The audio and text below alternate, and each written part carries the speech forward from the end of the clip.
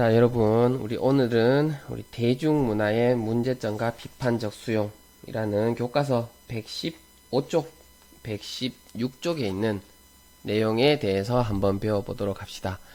자, 여러분, 마찬가지 우리 화면을 한번 봅시다. 자, 화면을 보면 첫 번째 이 그림 뭐예요? 우리 뭐 하는 그림이죠? 그렇죠? 뭐? 촛불 집회를 하는 그림입니다. 우리 촛불 집회 언제 해요? 어떤 것을 요구할 때, 특히 정치권에다가 정치하는 사람들이 제대로 정치를 못할 때, 국민들이 이런 것이 국가의 발전과 나라를 위해서 필요하다고 할 때, 자, 국민들이 어떤 요구를 하기 위해서 우리 모두 국민들의 의견이 이렇다, 여론을 형성해서 이 여론을 반영시키기 위해서 하는 게 촛불 집회입니다. 맞죠? 자, 이런 촛불 집회, 어떻게 보면 대중매체나 대중문화를 통해서 전파되고 확산되는 것들이라고 볼 수 있을 겁니다. 두 번째 그림, 골프죠, 골프. 자, 골프 비용이 많이 들어요, 적게 들어요? 우리 비용이 많이 든다라고 알고 있습니다. 그러다 보니까 골프는 주로 어떤 사람들이 하는 거라고 많은 생각을 했었나요? 돈 많은 사람들,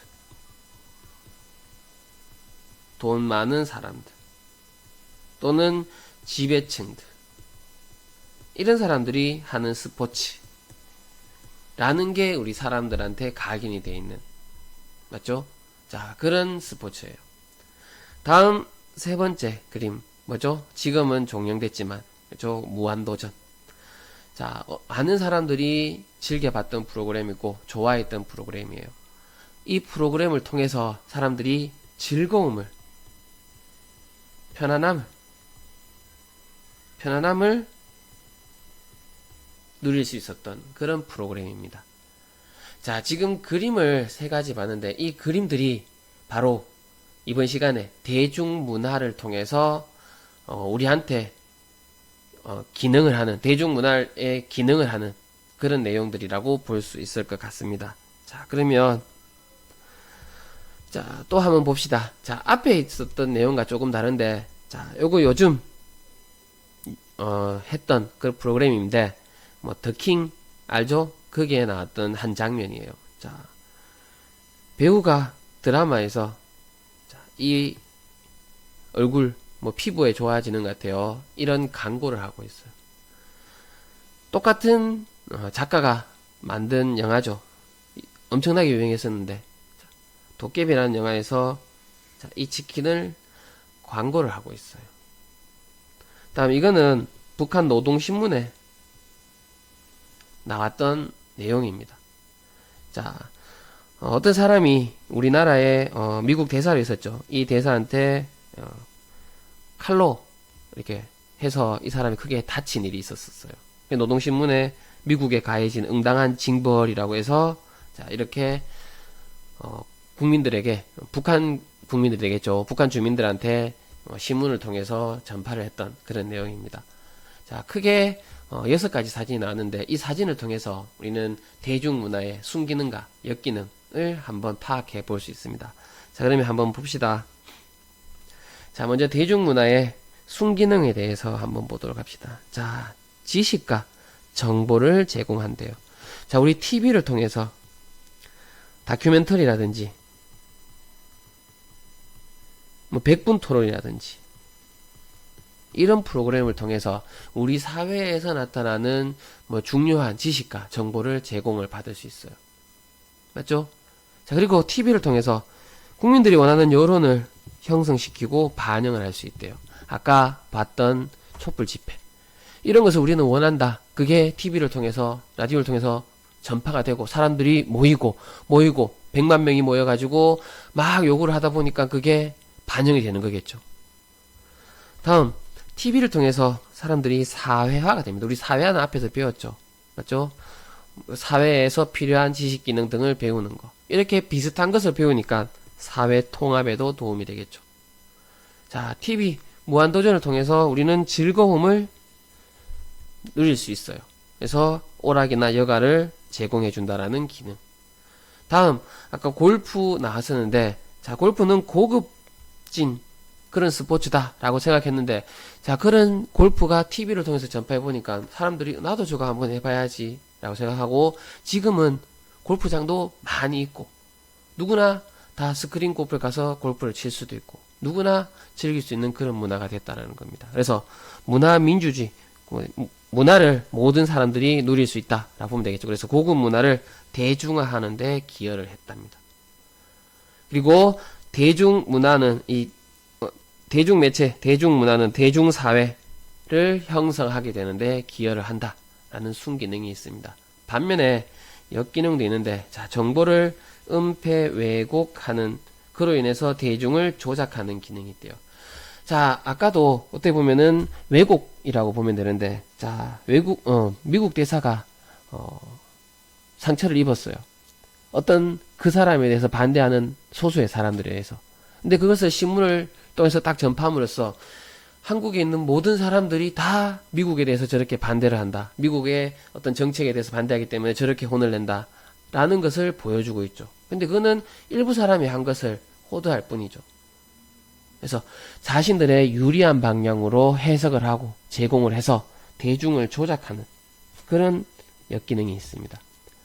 다음 대중매체는 우리 일방향의 성격이 되게 강했어요. 일방향.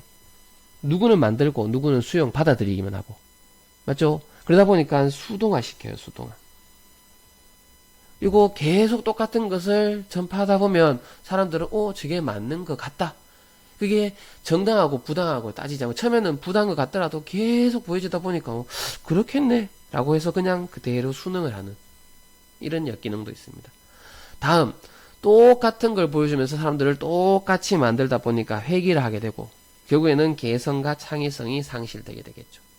다음 상업화, 선정성. 자, 아까 나왔듯이 드라마에 생뚱맞게 사람들이 얼굴에 화면을 들고 있고 생뚱맞게 갑자기 큰 핸드폰을 꺼내서 오락을 하고 갑자기 청소기를 꺼내서 청소를 하고 이렇게 물론 자본주의와 연관이 되다 보니까 결국에는 돈이 있어야지만 그런 대중문화를 만들 수 있고 대중문화를 전파할 수 있다 보니까 이렇게 시장에 개념이 들어올 수밖에 없지만 그게 지나치게 들어와 버리다 보니까 상업화되게 되고 결국에는 어떤 질적 수준이 떨어지는 이런 문제가 발생하게 되겠죠. 다음 대중매체를 통해서 정치적 무관심. 자, 어떻게 보면 정치가 우리 국민들이 살아가는데 꼭 필요한 거예요. 그래서 관심을 가져야 돼요. 근데 사람들을 여기에 무관심하게 만들어요. 대표적인 게 우리 3S 정책이라고 얘기하는데 3S는 스포츠, 그리고 스크린, 그리고 섹스. 자, 이 세 가지의 S를 따서 이렇게 부릅니다. 뭐냐 하면 정치가 재밌어요. 축구나 야구라는 스포츠가 재밌어요. 그렇죠? 스포츠가 되게 재밌죠. 정치가 재밌어요. 영화가 재밌어요. 영화가 재밌죠. 정치가 재밌어요. 스캔들 나는 것들이 재밌어요. 스캔들이 훨씬 더 재밌죠. 그래서 이런 것들을 사람들한테 관심을 돌려서 사람들을 정치에 무관심하도록 만든답니다. 그래서 대중을 조작하는데 큰 기여를 할 수 있다. 이게 어떻게 보면 대중문화, 대중매체의 역기능이라고 보면 될 것 같습니다. 실제 우리나라에 프로스포츠가 등장한 게 언제냐면 1980년대예요. 1980년대 어떤 일이 있었냐? 1980년에 전두환이 군사 쿠데타를 일으켜서 정권을 잡았죠. 맞죠? 그래서 1980년에 5.18 민주화 운동도 일어나고 했었어요. 자, 그 민주화 운동이 일어나고 사람들이 정치 부당한 권력 물러나라고 했는데, 자, 정치하는 사람들은 스포츠라는 것을 프로스포츠를 활성화시키고 TV로 보여줘서 사람들이 야구에 열광하도록 만들었어요. 정치의 관심을 다른 쪽으로 돌리는 겁니다. 스크린 마찬가지겠죠? 그리고 정치적인 큰 이슈가 터질 때마다 관심을 돌리기 위해서 유명 연예인들의 어떤 스캔들 터뜨린단 말이에요. 사람들은 거기에 더 관심을 가지게 돼요. 그래서 정치에 무관심하도록 하는 게 어떻게 보면 대중매체의 역기능이라고 보면 될 것 같습니다. 그래서 자, 우리 대중매체의 순기능, 역기능은 우리가 TV에서 보여주는 프로그램을 통해서 어떤 것은 장점이고 어떤 것은 단점인지 한번 생각해 보면 될 것 같습니다. 특히 순기능은 좋지만 역기능, 대중문화, 대중매체는 우리 사회에서 없을 수는 없잖아요. 그러면 역기능을 바람직한 방향으로 활용하도록 노력해야겠죠. 그게 그 다음에 우리의 올바른 자세라고 보면 될 것 같습니다. 그래서 자, 이성적, 비판적으로 수용을 할 필요가 있습니다. 그래서 주어진 그대로 받아들이는 것이 아니라 과연 저게 그럴까? 다른 방향으로도 한번 생각해보고, 그리고 우리 뭐 매체도 보면 보수적인 매체도 있고 진보적인 매체도 있습니다. 그러면 보수만 받아들이다 보면 보수적인 성향만 가지게 되고 한쪽만 보게 되겠죠. 마찬가지 진보적인 성향만 받아들이면 진보적인 생각만 하게 될 겁니다. 뭐가 옳다라는 것은 아니죠. 그래서 보수적인 매체도 보고 진보적인 매체도 보고 그것을 종합해서 자신의 생각으로 판단할 수 있는 그게 필요하지, 무비판적이고 비이성적으로 그냥 추종만 하는 그런 것을 하면 안 된다라고 보면 되겠죠. 그리고 능동적으로, 왜냐하면 정치라는 것은 우리한테 큰 영향을 주는 것들이고, 특히 이 정치를 대중문화를 통해서 역기능 정치에 무관심하도록 만들 수 있다 보니까 능동적으로 참여하는 것도 필요하겠죠. 그리고 대중문화, 물론 자본주의와 연관이 될 수밖에 없습니다. 그렇지만 지나치게 상업성과 선정성을 강조해서 질적 수준을 떨어뜨리는 것보다는 제대로 된 그런 프로그램 만드는 것도 필요하겠죠. 그래서 대중문화의 질적인 향상을 높이는 데도 기여할 수 있도록 그렇게 할 필요가 있겠죠. 이게 우리의 올바른 자세라고 보면 될 것 같습니다. 이 내용들 우리 책 115, 116쪽을 통해서 한번 읽어보고 자세하게 파악해 두기 바랍니다.